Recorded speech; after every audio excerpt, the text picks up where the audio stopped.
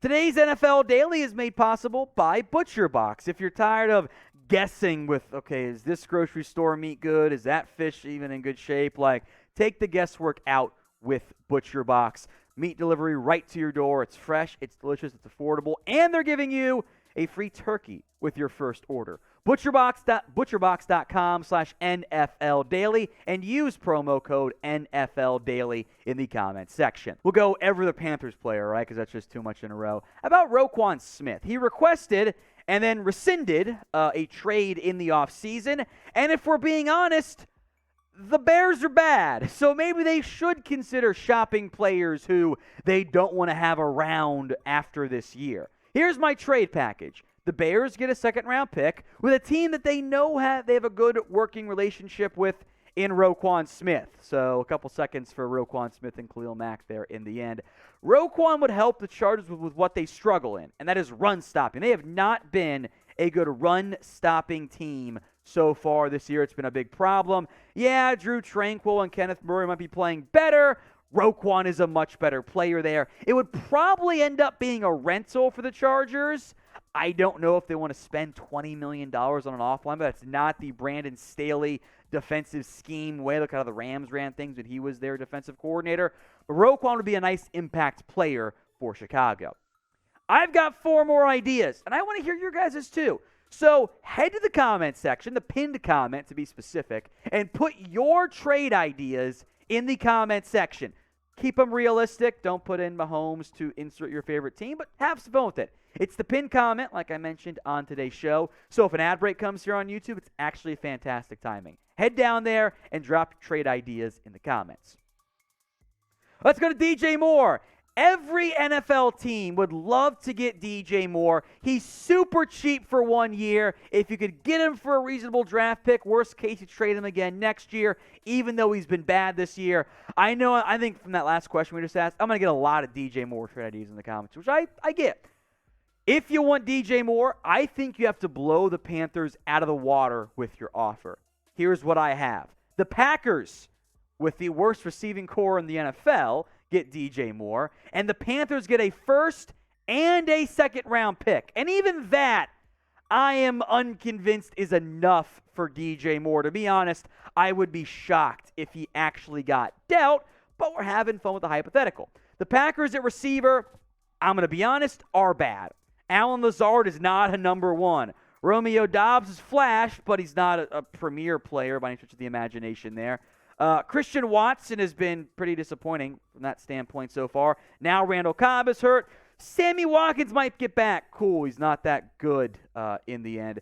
DJ Moore had 3 straight 1,000-yard campaigns before a down year this year, which, to be clear, I am not blaming on DJ Moore. I think your coaching staff and quarterback play have not been nearly good enough. Every team can afford DJ Moore this year. The new team would owe him less than $1 million once you factor in the game checks that get divided up. So it's like half of that if he gets traded at the 10-week mark, whatever. It's math. A bit more expensive next year, but also not that bad. DJ Moore is affordable for everyone. Now, who do you think is the best NFL player who will actually be traded before or at this year's NFL trade deadline? Let me know in the comments section. Speaking of best, that's what ButcherBox is. If you're like me, you're tired of gambling on, okay, how long is this meat going to be good for? Is it good from the grocery store? If not, you're kind of wasting meat there. Not the problem with ButcherBox. The guesswork is out of the equation when you're trying to find high-quality meat and seafood you can actually trust that is both delicious and actually in good shape overall. Don't just take my word for it. We gave baby Olivia some burgers. She loved them from ButcherBox. The steaks are fire, too. Free shipping, by the way, for the continental U.S. No surprise fees. It probably won't come as a surprise to anyone, but turkey prices are higher than ever. If you wait too long, you have a tough time finding a quality turkey. You don't want the kind of crappy frozen one that's left at the end and looks kind of discolored or whatever from the grocery store. No. Instead, get a free turkey with your first order from ButcherBox. Sign up today at butcherbox.com/NFL Daily and use code NFL Daily to get a 10 to 14 pound turkey for free in that first box. I'll put the link in the promo code in the comments section, the description as well. It's butcherbox.com/NFL Daily and use code NFL Daily to claim this deal. Let's talk Cam Akers now. He's got 2 years left on his deal, and the Rams are openly shopping him because he's not been that good. Now, he's a household name, but the value, I don't believe, is very high at this moment for Cam Akers. So let's get wild with it. Cam Akers straight up for Melvin Gordon. The Rams get a better player right now. The Broncos sell Gordon, save some money in the process, and maybe Akers and Williams can form a new 1-2 punch. Who wins the trade, even though Gordon's going to start this week for Denver? Yeah, whatever there. Who wins the trade? LAR for the Rams, DEN for the Denver Broncos. Despite the fumbling woes this year for Melvin Gordon, he has been a better player than Cam Akers this season. 0.7 yards per carry better, by the way. But the Broncos would save some money with this deal. Gordon's deal is basically fully guaranteed. They wouldn't save anything from that standpoint. Melvin Gordon costs $2.3 million. Akers costs $1.71. Now that's their total salary. So again, it's you take that 2.3 number, divide by 17 because there's 17 games, and then multiply by how many games are left to be played. It's game checks. It's a little bit wonky, but it ends up being the same percentages, right? So Gordon's cheaper. Or Gordon's more expensive, but also a bit better for a Rams team that can't run the football right now. Everyone outside of Carolina wants all the Panthers' good players, right? Brian Burns, DJ Moore, Derek Brown. I would be shocked if the Panthers dealt any of those players. If they did, it would be expensive.